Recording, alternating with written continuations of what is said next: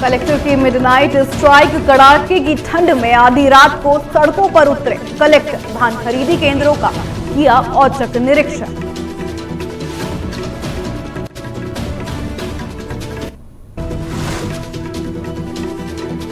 शक्ति को बड़ी सौगात, भारतीय रेलवे का बड़ा फैसला, अब नागपुर, भोपाल और जबलपुर के लिए मिलेगी सीधी ट्रेन कनेक्टिविटी।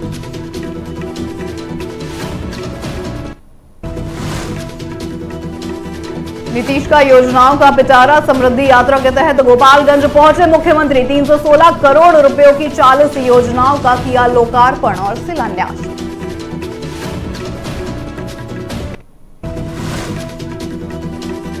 बाल विवाह मुक्त भारत अभियान, जहानाबाद में बाल विवाह मुक्ति रथ रवाना, डीएम और आला अधिकारियों ने दिखाई हरी झंडी।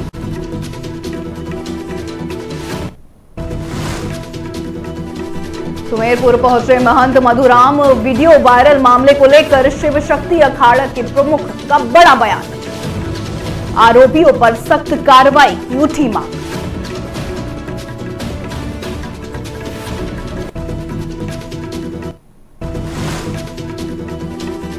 नमस्कार, आप देख रहे हैं न्यूज टीवी इंडिया। मैं हूं आपके साथ स्नेहा सिंह और शुरुआत करेंगे आज की बड़ी खबरों के साथ। शक्ति जिले में धान खरीदी व्यवस्था को लेकर प्रशासन पूरी तरह अलर्ट मोड पर है। बीती आधी रात को बता दें, कलेक्टर अमृत विकास तोपने स्वयं सड़कों पर उतरे हैं और धान खरीदी केंद्रों का औचक निरीक्षण भी उन्होंने किया है। कलेक्टर के निर्देश पर सीईओ वासु जैन और आपको बता दें जिला स्तरीय टीम ने नगरदा खरीदी केंद्र पहुंचकर बारदाने, सिलाई और धान की गुणवत्ता की बारीकी से जांच की है। साथ ही बता दें, निरीक्षण के दौरान अधिकारियों को दो टूक शब्दों में यह भी कहा गया है कि धान खरीदी में किसी भी तरह की लापरवाही बर्दाश्त नहीं होगी।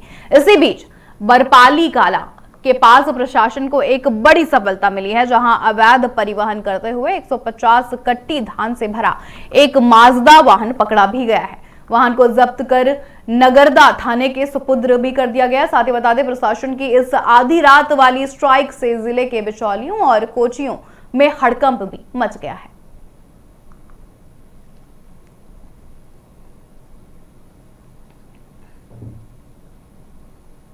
चलिए रुक करते हैं अगली खबर का। अगली खबर आ रही है शक्ति जिले से। बता दें, शक्ति जिले के रेल यात्रियों के लिए आज का दिन एक बड़ी उपलब्धि लेकर आया है। ये इसलिए कह रहे हैं क्योंकि सालों का लंबा इंतजार और क्षेत्रवासियों की निरंतर की जा रही मांग आखिरकार रंग लाई है।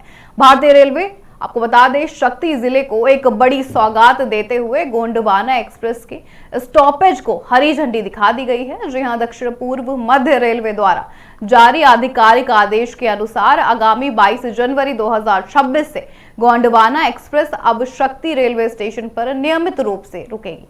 अब तक इस क्षेत्र के लोगों को नागपुर, जबलपुर, भोपाल और रीवा जैसे बड़े शहरों की यात्रा के लिए बिलासपुर या अन्य स्टेशनों का रुख करना पड़ता था, जिससे समय और पैसा दोनों अधिक खर्च होते थे। लेकिन अब शक्ति से सीधी कनेक्टिविटी मिलने से व्यापारियों, छात्रों और आम जनता को बड़ी राहत मिलेगी। इस फैसले के बाद से पूरे शक्ति जिले में खुशी की लहर है और स्थानीय नागरिकों ने इसे क्षेत्रीय विकास के लिए एक मील का पत्थर भी बताया है।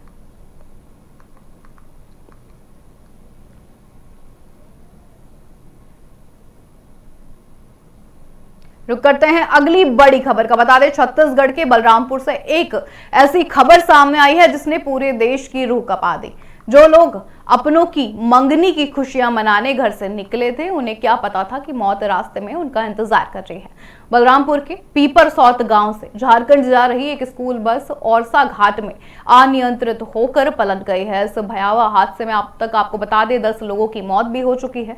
साथ ही हादसे की तस्वीर इतनी विचलित करने वाली है कि आज जब पीपर सोत गांव के शमशान घाट में एक साथ अर्थियां उठी हैं, तो वहां मौजूद हर शख्स की आंखें छलक उठी। लेकिन इस दुख के बीच कई गंभीर सवाल भी अब खड़े हो रहे हैं। आखिर एक स्कूल बस में क्षमता से दोगुनी यानी 80 से 90 लोगों को कैसे बैठाया गया? बिना फिटनेस के ये बस पहाड़ी रास्तों पर कैसे दौड़ रही थी?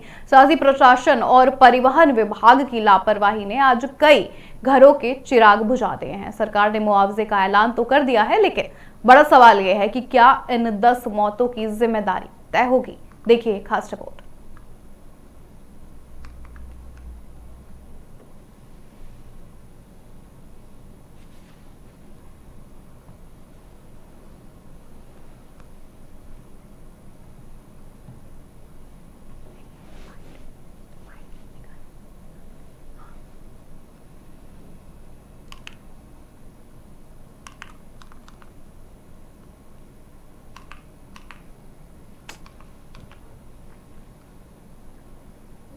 छत्तीसगढ़ के धमतरी जिले से नक्सल उन्मूलन अभियान को आपको बता दें लेकर एक बहुत बड़ी कामयाबी की खबर भी सामने आई है। धमतरी पुलिस और आपको बता दें डीआरजी की टीम ने नक्सलियों के एक बड़े मंसूबे को नाकाम करते हुए जंगलों में छिपाए गए हथियारों का भारी जखीरा बरामद किया है। खास बात यह भी है कि इस ऑपरेशन की सूत्रधार बनी है हाल ही में आत्मसमर्पण करने वाली 5 लाख की इनामी महिला नक्सली भूमिका। शासन की पुनर्वास नीति से प्रभावित होकर मुख्यधारा में लौटी इस पूर्व नक्सली की निशानदेही पर पुलिस ने दौड़ पंडरी पानी के जंगलों में सर्चिंग की थी। माओवादियों ने आपको बता दें सुरक्षा बलों को चकमा देने के लिए जमीन के अंदर गहरा गड्ढा खोदकर हथियारों को छिपा रखा था। पुलिस ने मौके से एक automatic SLR rifle, magazine, 12 bore बंदूक और भरमार बंदूक भी बरामद किए हैं। IG रायपुर और SP धमतरी के नेतृत्व में की गई ये कार्रवाई नक्सलियों की कमर तोड़ने की दिशा में एक बड़ा कदम मानी जा रही है।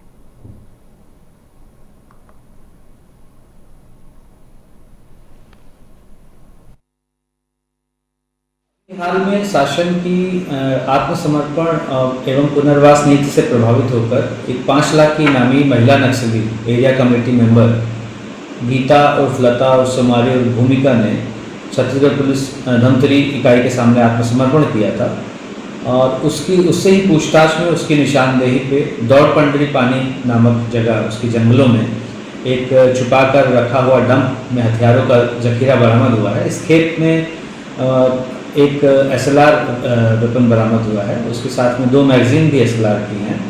इसके अतिरिक्त एक सिंगल शॉट वेपन और एक भरमार वेपन भी बरामद किया गया है। धमतरी जिले में नक्सल उन्मूलन की दिशा में यह एक महत्व। भारत को गांव का देश कहा जाता है और आज हकीकत कुछ और ही नजर आ रही है। कागजों पर तो त्रिस्तरीय पंचायत व्यवस्था को मजबूत बताया जाता है, लेकिन धरातल पर आपको बता दें सरपंच और प्रधान आज भी बजट और अधिकारों के लिए सरकार के मोहताज हैं। पंचायतों की इसी दयनीय स्थिति को बदलने और जनप्रतिनिधियों को उनका हक दिलाने का बीड़ा आपको बता दें उठाया है देश की सबसे पुरानी संस्था अखिल भारतीय पंचायत परिषद ने।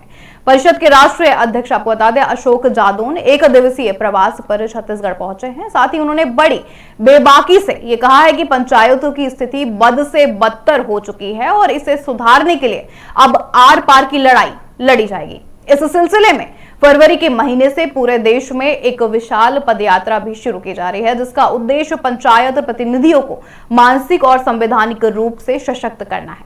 अशोक जादौन ने यह साफ कर दिया है कि जब तक पंचायतें आत्मनिर्भर नहीं होंगी, देश का विकास अधूरा रहेगा। देखिए ये खास रिपोर्ट। राज्य के लिए जो अपना 25वां रजत जयंती वर्ष बना रहा है, उसके लिए बहुत सुखदायी खबर यह है कि अखिल भारतीय पंचायत परिषद के राष्ट्रीय अध्यक्ष अशोक जादौन जी रायपुर प्रवास पे आए हुए हैं, जो पंचायत को सशक्त करने के लिए एक मुहिम छेड़ रहे हैं। जो मुहिम वो छेड़ रहे हैं वो पूरे देश की पंचायतों को, या ये कहें कि त्रिस्तरीय पंचायत जो व्यवस्था है उसको सुदृढ़ करने में एक कारगर सिद्ध होगी। हमारे साथ अशोक जी भी हैं, हम उनसे पूछेंगे कि क्या क्या रणनीति है, क्या कारगर तरीके हैं जिससे पंचायतों को वो सशक्त करने की कोशिश में लगे हुए हैं। अशोक जी, छत्तीसगढ़ में आपका बहुत बहुत स्वागत है। सबसे बड़ी बात यह है कि पंचायत अखिल भारतीय पंचायत परिषद सबसे पुरानी संगठन है। पंचायतों को सशक्त करने के लिए, क्योंकि गांधी जी की भी सोच थी और मोदी जी की भी सोच है, आप क्या मानते हैं? गांधी जी की जो सोच थी, गांधी जी चाहते थे कि भारत गांव का देश है और जब तक भारत के गांव विकसित नहीं होंगे तब तक हम देश को विकसित नहीं मान सकते। उसी मिशन को लेके हम लोगों ने फर्स्ट राउंड में हम 19 फरवरी से भोपाल से लेकर पटना तक 4 राज्यों में पंचायत जागरण यात्रा निकाल रहे हैं। हमारा मिशन सिर्फ यही है कि जब 73वें संविधान संशोधन के बाद पंचायतों को जो अधिकार दिए जाने थे वो राज्य सरकारों ने आज तक नहीं दिए, जिससे गांव का विकास बाधित हो रहा है। गांव में जो लोग रहते हैं या जो गांव के प्रतिनिधि हैं, पंचायत प्रतिनिधि, मैंने देखा है कि हमारे देश में जितने भी सांसद हैं या माननीय विधायक जी हैं, वो सब 80 से 90% या 95% ग्रामीण परिवेश से चुन के जाते हैं और सदन में जाके वो गांव को भूल जाते हैं। हमारे देश में कोई भी योजना बनती है, हम जिन्हें विकसित देश कहें, अमेरिका हो, कनाडा हो, ऑस्ट्रेलिया हो, वहाँ जितनी भी योजनाएं बनती हैं वो धरातल से बनती हैं और ऊपर को जाती है। एक बड़ी बात उन्होंने कही है कि योजनाओं का जो क्रियान्वयन होना चाहिए, क्योंकि सरकार योजनाएं तो लाती है, लेकिन जो पाश्चात्य संस्कृति है या पाश्चात्य देश हैं जो उसका क्रियान्वयन जिस तरीके से करते हैं उस तरीके से भारत में भी ये इम्प्लीमेंट होना चाहिए, तभी गांव सशक्त हो पाएगा और गांव की जो दशा और दिशा है वो परिवर्तित हो पाएगी।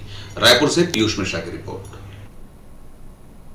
विपक्ष में बैठी कांग्रेस लगातार सरकार से धान खरीदी की तारीख बढ़ाने की मांग शुरू से कर रही थी, जहां धान खरीदी का शुभारंभ 1 नवंबर से होने की मांग भी, मगर राज्य सरकार ने 15 नवंबर को धान खरीदी प्रारंभ की, जो 31 जनवरी तक संपन्न होना था। मगर आपको बता दें, छुट्टियों की वजह से अब 29 जनवरी को ही धान खरीदी का समापन होगा, जिसे लेकर पूर्व मुख्यमंत्री भूपेश बघेल ने राज्य सरकार से मांग की है कि सरकार धान खरीदी की तारीख बढ़ाए।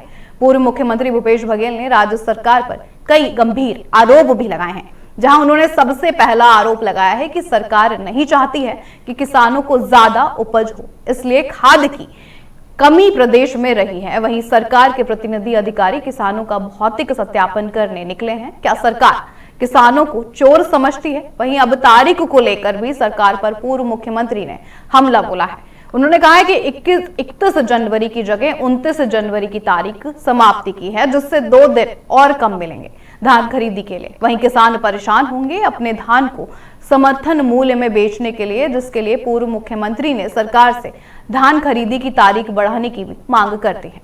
देखिए ये खास रिपोर्ट।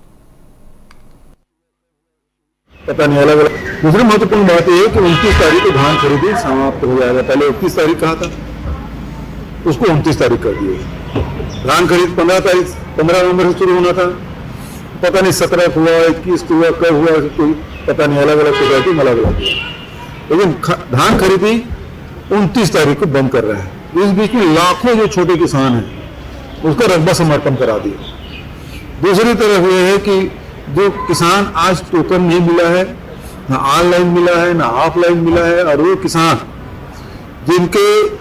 जिनको कहा गया है कि जो छोटे किसान हैं वो 1 टोकन, जो मीडियम श्रेणी के हैं उसको 2 टोकन, और बड़े।